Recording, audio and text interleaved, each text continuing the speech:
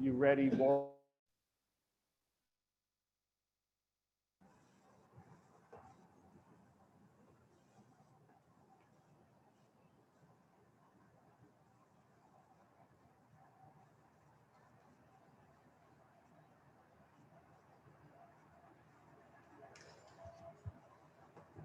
Good morning, everybody. This is a prayer that is entitled With Every Breath. With every breath today, I vow to be awake. And every step I take, I vow to take with a grateful heart, so I may see with eyes of love into the hearts of all I meet. To ease their burden when I can, and touch them with a smile of peace. Amen. To the flag of the United States of America and to the republic for which it stands, one nation under God, indivisible, with liberty and justice for all.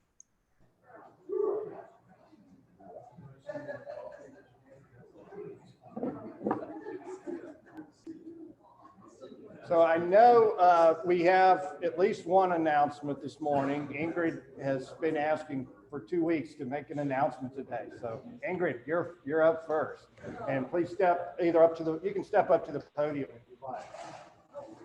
Either way. All righty, great. Well, we have so many good things to be grateful for with our Pro-Am, but one of them especially is our sponsors.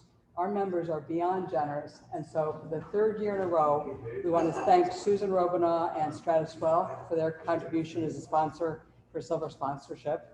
We'd also like to thank, of course, our other sponsor, Calvin Gephardt, and Calvin's generosity with First National Bank. And we'd also like to thank Ruth Tarobi, all three of those members, as well as, of course, Todd Beckett, another one of our platinum members, our platinum sponsors, and VMware. And so all five of our key donors and contributors to the Pro-Am are all members who are really helping us in this great effort in fundraising. Thank you again, and please recognize their efforts.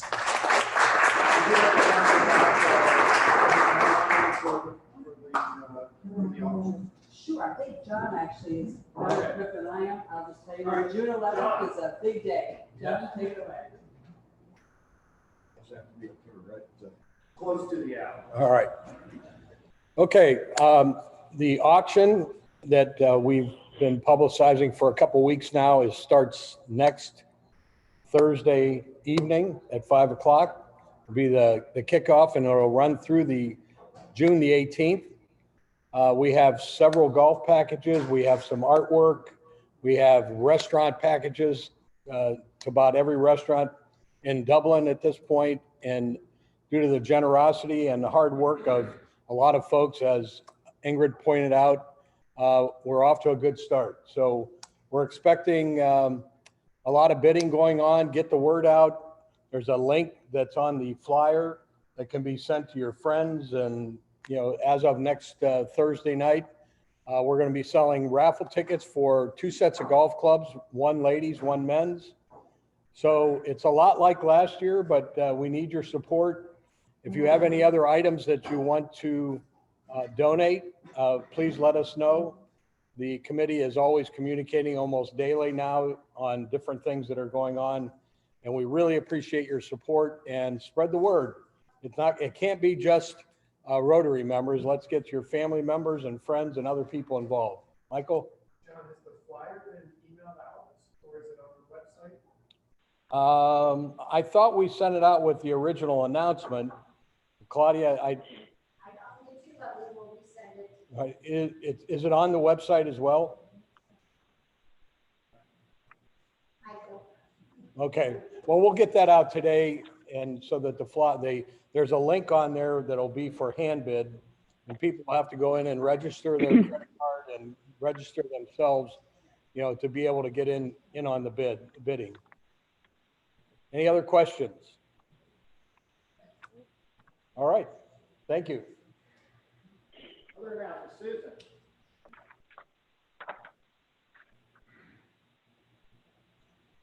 Just wanted to remind everybody that we have our installation dinner Friday, June 25th at Bonnie's Barn. So excited to have that coming up. So please make sure to check your calendar. Friday, June 25th, doors will open at 6 and we'll have music and good drink and food, and life will be wonderful again. It'll be a wonderful celebration to get all back together.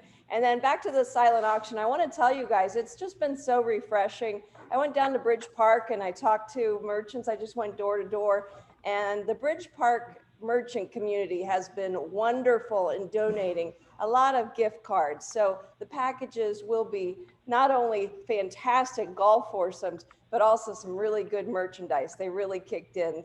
Their generosity is just amazing. So be looking for that link and get ready to bid like crazy. Thanks, guys. Thank you, Susan. Other announcements? Audience on the hand drive, you got any updates on that? Sure.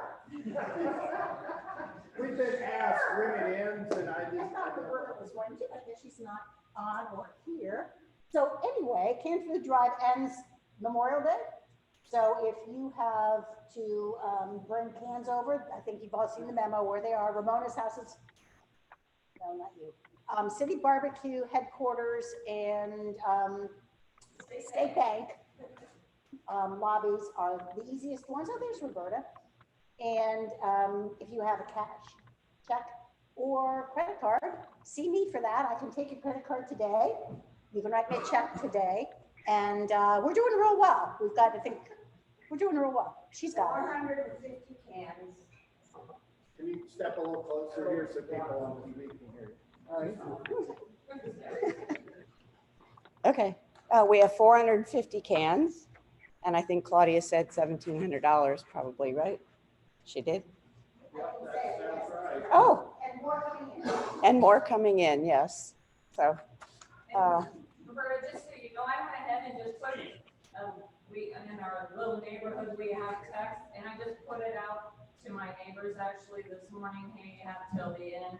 And I've had amazing response from just my little community. So anybody else wants to do that, I think. That's a great idea. 10 texts like this, so. great, wonderful. Susan, you have a box out in front of, out the back of the bank. Yes, yes. So you can come into State Bank, and the lobby's open 9 to 5 Monday through Friday. You can just stop in and drop it off. Several of you have done that already, and it's a great, easy drop-off spot. It's at it's on 161 next to Wendy's headquarters. Thank you. The important question is, are we winning? Wolf's got a poker face there. He's not giving anything up. Okay. Any other announcements this morning? Not, David? I will call, yes. This is Lori Reinbold. I just want to say thanks to everybody who signed up for the Miracle League this Saturday. When you go to the park, just check in at the announcer station. We do have 2 shifts that are still in need, 1:15 to 2:30 and 5 to 7:30 if you're available. We'd greatly appreciate it. And just want to say thanks to everybody for the support of the Miracle League. This year has been a almost record for the number of players. I talked to Joe Fox yesterday, and we have 235 players signed up. So the donation, the celebration weekend last weekend was a huge hit, and they appreciate everything that we're doing. So thanks everybody. If you can make it on Saturday, just reach out. Really appreciate it. Have a good one. Other announcements? All right, I will call on Susan Robinaz, our Sergeant at Arms today.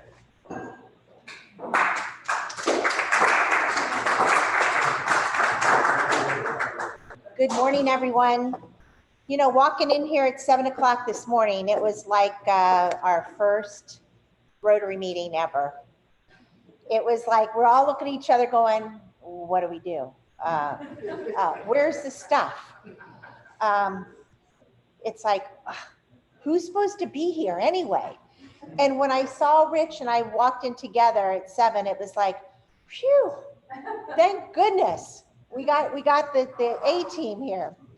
So it's really, really great to be back here. And I just want to, we have no guests. Well, maybe we do. Mike Close could be a guest, maybe. But I think instead of, telling him he's a guest and give him a pass, he needs a fine for $2 for coming and being our speaker today. And I do need somebody to help me collect some fines because literally everyone will get fined today. You know, it's just the way it is. So thank you, Wolf. So Mike, that's 2. Linda, you, So I'll give you a double or nothing. If I win the raffle, you can just keep them up.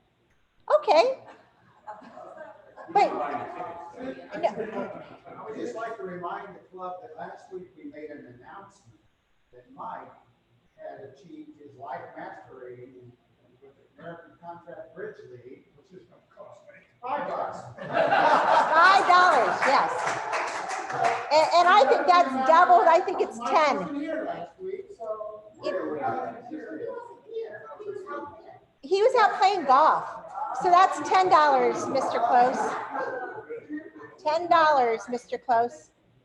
So Linda, you came in today and you said, I want to buy $20 worth of tickets. So, you know, she's got a lot of money. Obviously, if she can buy $20 worth of tickets. And I also want to wish her a very happy birthday. Today is her birthday, so happy birthday.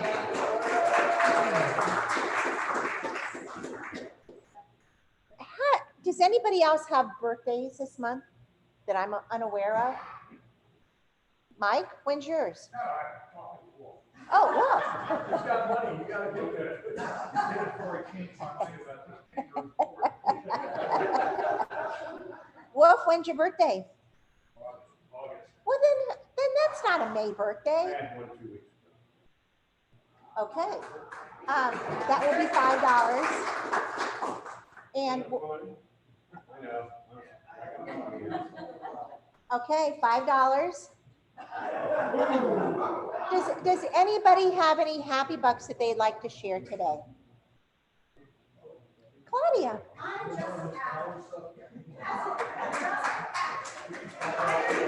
And that's $2 to be happy. But I think we are all happy, so everybody should throw in a couple bucks. Yes. I'm gonna give a couple extra bucks, just because I don't get here much anymore, you know, so I usually week on tractors and golf courses. I'm gonna give a couple extra bucks to it. I'm gonna be here to tell you that this summer, Chris and I celebrate not only our 50th wedding anniversary, but her 75th. Wow. It's a big deal. That's a great big deal. All right. Well, the small pot today is going to be $20 and the large pot is $183. So as we've done in the past, whoever's ticket is drawn will have a choice of either the small or the large. And I'm going to shake these little babies up a lot because we really did, I think, Rich, do pretty well on our little raffle here for the first time. President Pence, would you please draw the winning raffle? 3368098. I'll take the small and donate it back. Okay, thank you. All right, and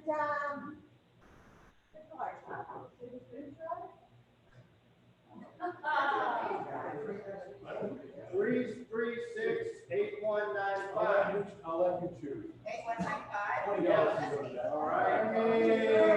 Susan, $20 goes to the food, can drive. Okay, that's fine. We appreciate all your support. All right, let's see. How many cans do you have? Oops. All right, we'll see if Bonnie's a winner here, and thank you very much. Enjoy your weekend. Thank you, Susan.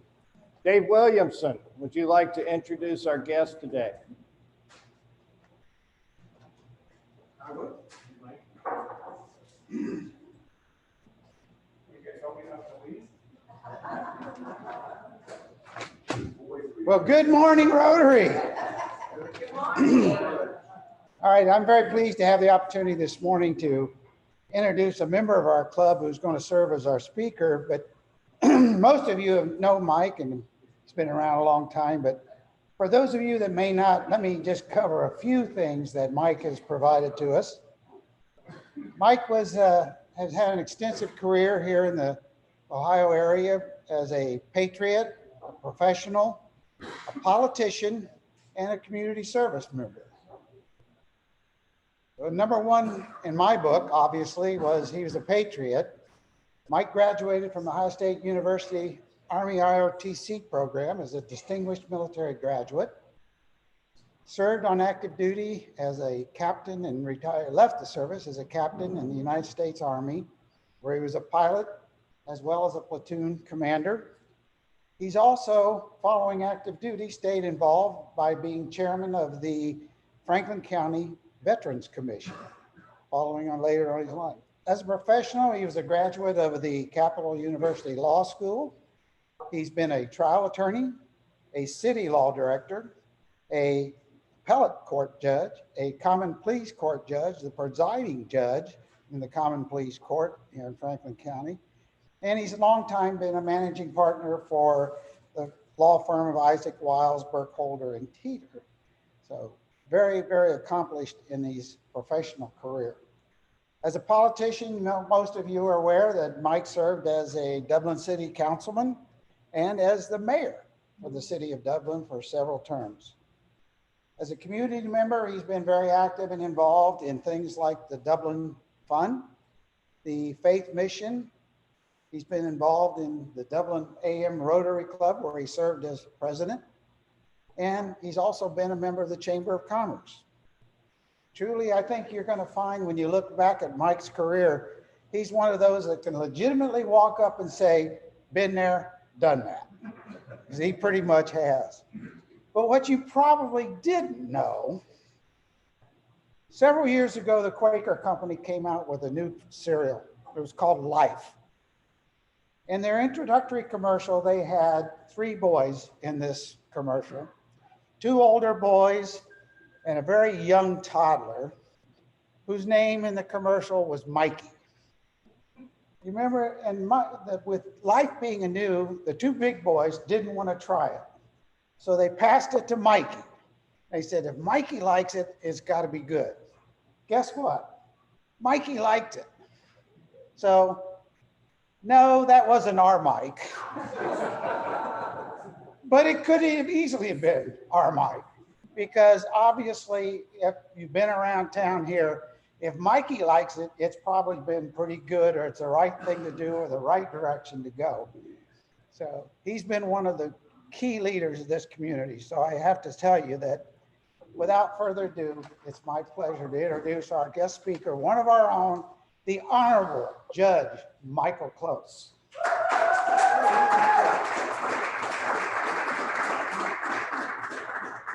How are you gonna live up to that? It occurs to me when I hear my own resume that the first thing that comes to mind is, hell, he can't hold a job. Guys, I'm delighted to be here. I always have been delighted to be part of the Dublin AM Rotary. I remember when I was first asked to join Rotary by Margie Ambrose. Margie, what year? Faye, what year you start? 92 or 91? Anyway, let's make one up. It was 92, I believe. And I told her, if you need bodies to fill, you can use my name, but I have no interest in that. And then a year later, I actually came to a meeting and joined. So it's been here going on 30 years now, and I've joined. You know, the thing about it is, I guess in Rotary, you make friends. You make friends that have similar interests, have similar values. But as we're going to talk about this morning, certainly have a lot of differences. I want to tell you, I have spoken on a number of quasi-political things to Dublin AM Rotary a number of times over the years. And I'm not even counting the election stuff that I've put on where we've tried to educate the voters as to what the issues are and that kind of thing. I today have as much trepidation about starting this conversation as anything I've ever done. Number one, because I know that I'll probably upset some people. And number two, because I don't really have a speech in a kind of way that I normally have, but I want to talk to you about some of the things that I think is going on. Calvin initially asked me in about the third week of January if I would do this. I said, well, I have found out that I'm not a big fan of Zoom, so I'm not going to do it if I got to do it by Zoom. He says, fine, what weekend in May do you want to do it? So I'm not sure I really consented, but here I am. And what he wanted me to talk about was democracy almost failing in the context of the stuff that went on January 6th. Now, what he didn't get to the agenda is I did not agree to talk on that. I agreed to answer the question, did democracy almost fail? And the answer is a resounding no, didn't even come close. I, like most Americans, was upset, was embarrassed, was angry about what happened in our capital on January 6th. There's a lot of places you can lay blame for it, but it came no place to near defeating this wonderful country that we have. Unlike, I think, most people that talk to Rotary, I'm not here with an agenda to sell one way or the other, but I'm here, I'd like to, instead of just giving information or selling a product, let's think about what happened, maybe what caused it to happen, and maybe the reason that we're going to survive anyway. That's a hell of a lot to talk about in 20 minutes. In my estimation, there are two things that, and I'm not talking about personality, but just organizations as such, two things I think that really contributed to where we ultimately are politically in this country now. And I say this as apolitically as anybody can be. I'm not in the habit of standing up and advocating one position or another, but I think the first thing is that our press has lost sight of what their function is. I read a lot, and it's getting harder and harder for me when I read what purports to be news to distinguish fact from opinion. Not to wave a flag for it or anything, but I think there are exactly two places that I think that we can still get print news that differentiates between news and opinion effectively and regularly. And those two places, in my opinion, are the Wall Street Journal, which is kind of a center-right bias, I think. And the other is a weekly mag that most of you probably have never heard of, called The Week. The Week, interestingly enough, is kind of center-left. And it's unfortunate that I don't think there's any place in the communication media, the TV or the radio, that we can get unbiased or at least middle political reporting. And that's unfortunate. I mean, I can turn on the radio, and if I'm listening to the radio, I'm pretty sure if it's a talk show, I'm going to hear predominantly what's called conservative, although I kind of doubt if conservative is really the right word. And I'm pretty sure if I turn on TV, I'm going to see on the other end more liberal. I guess my first question is, why can't we have somebody that's willing to sell news that's down the middle? But that aside, the first thing that contributed, I think, to January 6th is the press taking ownership of issues instead of reporting issues. Unfortunately, without totally doing away with what the First Amendment is, I don't know how we address that issue. Unless it's the way we're presently doing it, which is by not buying newspapers in particular. I mean, look at the Dispatch today. They've sent me this week 3 requests to sign up again for the Dispatch. Now, I got to admit, I do take the online version of the Dispatch because I like to keep up with which one of my friends have died this week. The obituaries are current. The baseball scores are always 2 days late. So, you know, it doesn't, they basically back themselves into a corner where they're going to cease to exist anyway as a viable news outlet. But unless and until something happens with our press, with our reporting, we've got serious troubles as to what we rely on for information. We no longer have a steady source that we can go to, that we can depend on. Walter Cronkite is not out there anymore, guys. The second issue is with our politicians themselves. And I find this kind of funny because having once I'm a reformed politician myself. I actually haven't been on the ballot for almost 30 years now, but politicians, particularly in our federal government, but you certainly can't discount what's going on in the state house, have no greater interest in getting reelected. Tell yourself what you want, that my congressperson is different, but he's not. They all are into the power game. They're all into doing what's best for them and their side of the civil war that's going on. I think it is absolutely ludicrous that when the Democrats propose something, the Republicans nix it. And then the next time when the Republicans are in power, they propose it and the Democrats nix it. It has nothing to do with good government or with serving you. Many of my friends have suggested that maybe the answer to that is term limits. Well, let me tell you something. We've tried term limits in Ohio. And if you think what we have now is bad, term limits are worse. And the answer to that is fairly simple as to why that's the case. It's because although you don't get politicians serving for long terms in the same position, you have lobbyists that have all the institutional memory and then therefore have an outsized influence on what is going on. And that's worse than the elected officials remaining in office for long periods of time. Besides that, what we've seen with term limits here in Ohio is that people run for state senator, 4-year term. They're allowed to serve 2 of them. Then they run for the House, serve 4-year terms there, and then they run for the Senate again. It hasn't accomplished what we think it should. But that's the second major thing that led to, I think, what happened on January 6th, because it simply polarizes everybody on every issue. When I say everybody, I'm talking about the politicians. I still firmly believe that the vast majority of Americans are someplace between center left and center right and could come to reasonable resolution of almost any problem given the opportunity to.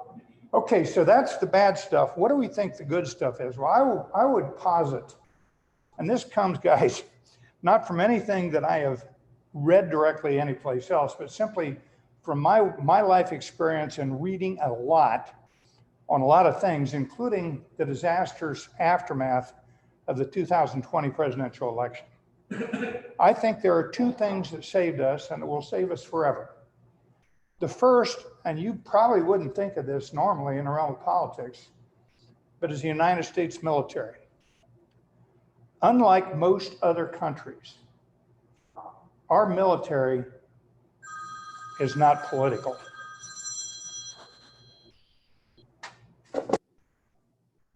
In every regard since the start, our generals and senior officers, guys like Dave Williamson, can you imagine Dave Williamson being a radical? Have been the steadying force in the country. They don't respond to political winds. And in the event things would have gotten further out of control than they did on January 6th, our military would have been there to put an end to it. I firmly believe that. Whether it's the federalization of the National Guard or whether it's bringing in active duty troops like President Eisenhower did at Little Rock and places like that, our military has always been a bulwark against the extremists in our country. The second place, and I admit that I've got a bias here, is in the courts. Now, unlike most of you, I'm kind of a nut on this kind of stuff. I actually looked at a lot of the court cases and what went on in this country immediately after the election, and there's some 50 cases that were brought contesting the election. But the fact that those cases were brought, that somebody was free to bring them, and that the courts came to the right decision on those cases, tells us how strong our democracy is. You got 2 kind of courts that were involved. One is federal and one is state courts. Many of these actions were in state courts. I know that many people were upset because some of the states, and I'll include Pennsylvania as an example, didn't follow their own rules as far as who was to get ballots and how they were to get them and so forth. But what you need to understand is that every state has kind of a 2-part system in their state system. One, our courts administer the law. that is, statute said this, we do, we do whatever. We award you money because you were injured, we put you to death because you killed somebody. That's law stuff. But the more important part of what the court system does, what I did as a common pleas judge, is what we call our equitable distribution or equitable jurisdiction. And that means when there's not a good legal solution, we've got the right to fashion something that will pass for justice in most people's minds. So in Pennsylvania in particular, basically their Supreme Court said, look, we understand what the statute says about how ballots should be sent out and received back. We understand the timelines that should exist. But the Pennsylvania Supreme Court said, in this situation, with what's going on with the pandemic and all the confusion in the boxes, we don't think that that's going to come to a just solution. So we're going to modify the rules. Now, I've read their statute. I've read what the Supreme Court said. I think it is totally wrong. But I do not challenge, as the Supreme Court of that state, that they had a right to do what they did. The fact that it helped Biden and hurt Trump is tough. That's the way the country goes. Sometimes that happens. And I'm just proud that we had judiciary that were willing to do what they thought was the right thing, even though their political bias might not be what some of us would have wanted to see. So it's important to remember the courts had the ability to do that. In all these election contests, despite what the players say, there are two factors a judge has to look at in any of them.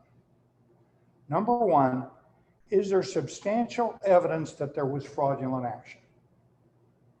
Number two, is there evidence that that was widespread enough that it would cause us to doubt the integrity of the election?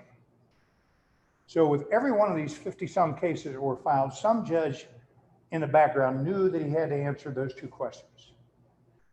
Now, the problem with it is, and what we saw and what the press tended to wrongly report, I think, the facts that are alleged does not mean the facts are proven. And in every instance of cases that I looked at that the courts had considered in the aftermath of the election, people said they heard that things were done wrong. Nobody said, I saw this being done and it was totally wrong, and was able to prove that. That's the difference. So we get allegations, and you get allegations that people want to latch onto as being the truth, but it isn't necessarily the case. So from my perspective, again, we got two problems, that being where the press is coming from and politicians that are more concerned about being reelected than they are the constituents that they represent. But you got the two bulwarks against that, which is the United States military and a court system that in this instant functioned the way it should have functioned. Guys, that's all I got to say. So I'm happy to take any questions, comments, or arguments. Yes, sir, Mr. Keeler. What has changed since the early 80s? Nothing. You know, Certainly, it seems as though folks in Washington are less collaborative.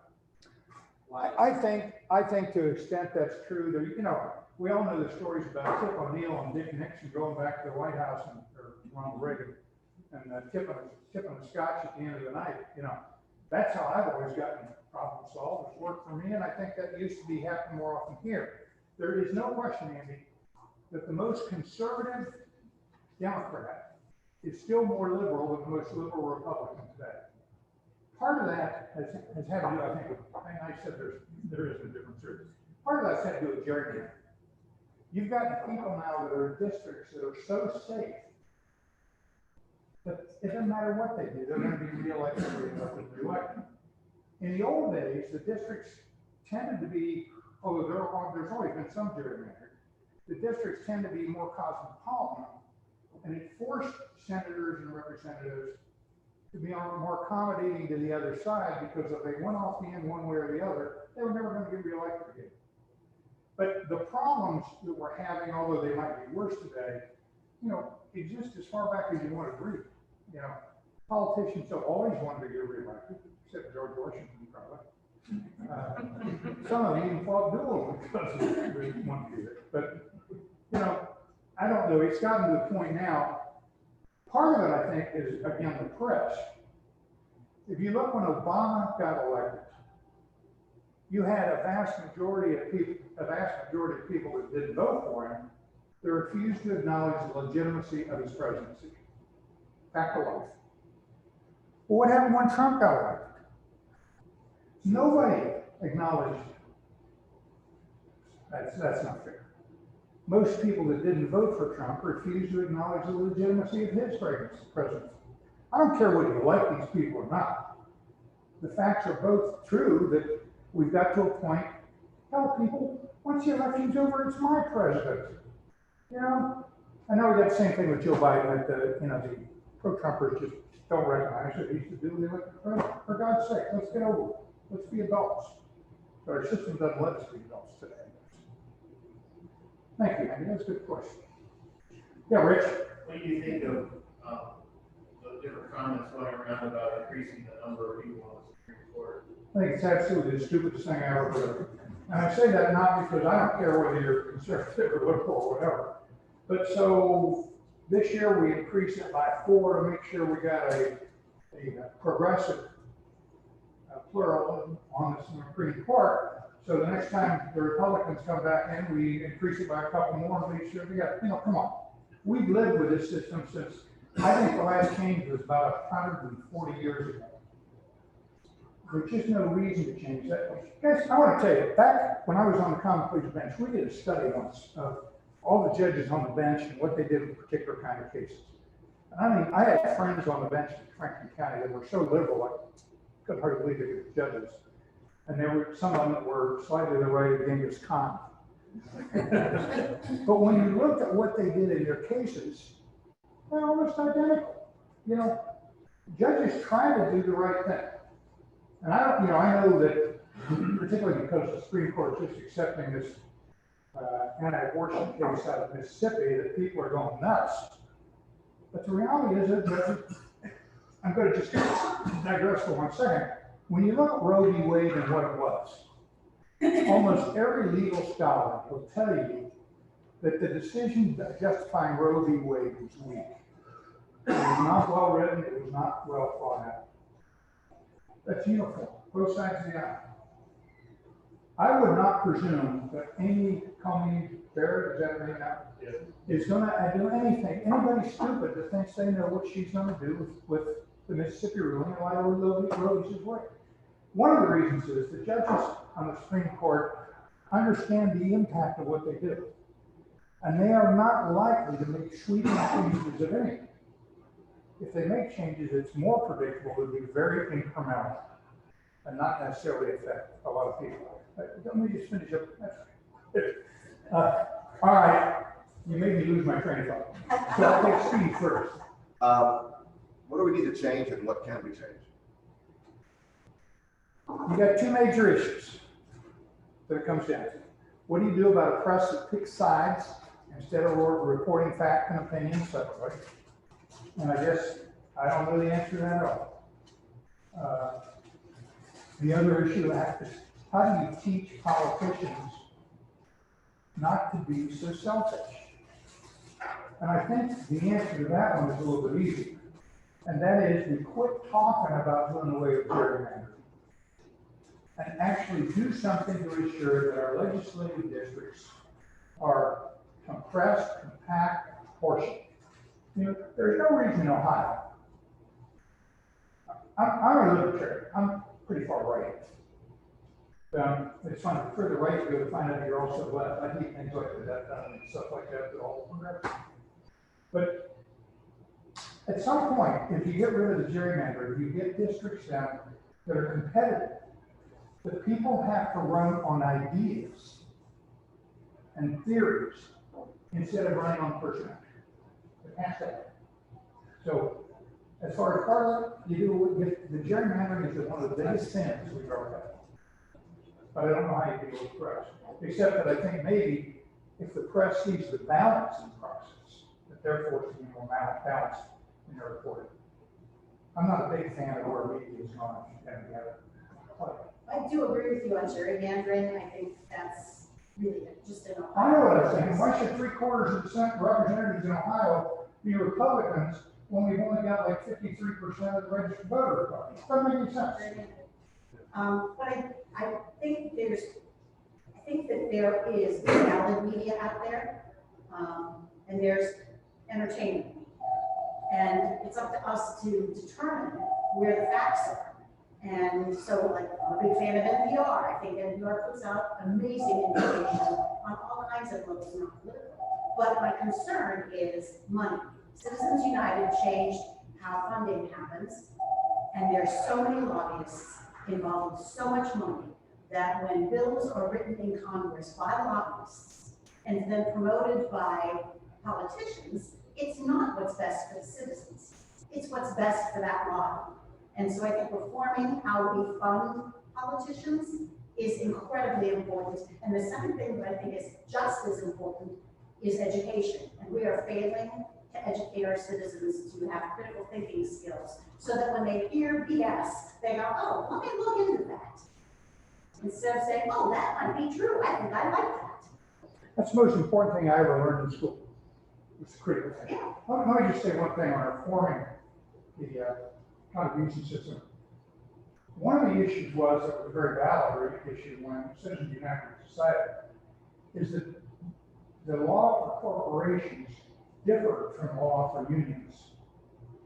So the unions were allowed to do whatever they wanted, and corporates were not allowed to do anything.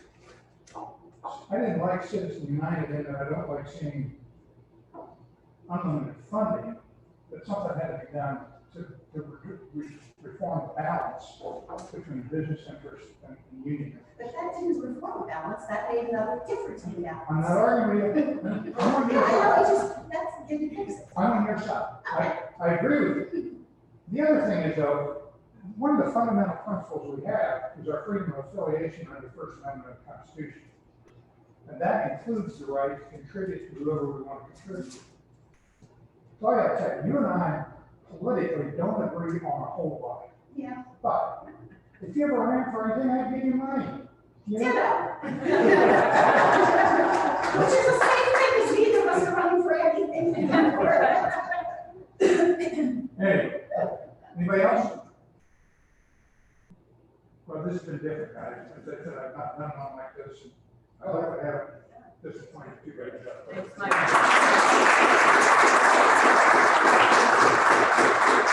And remember, carpe diem.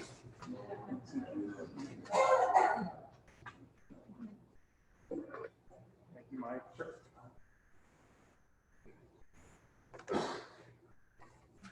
What a great presentation. It's nice to get that perspective on why our democracy is safe.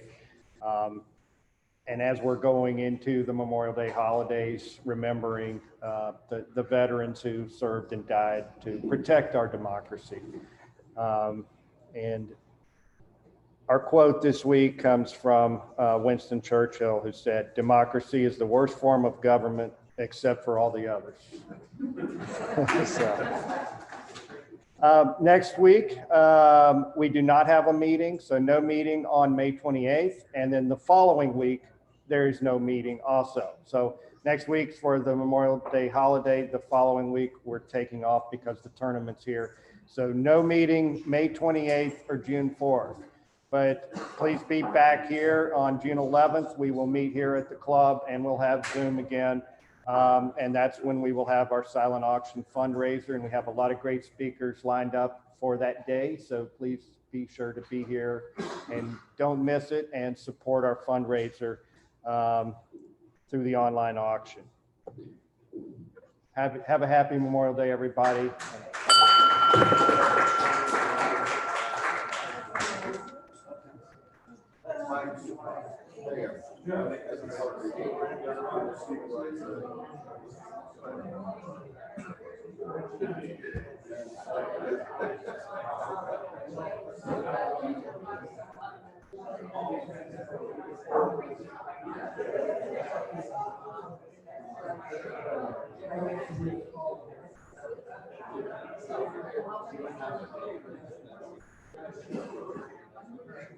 you.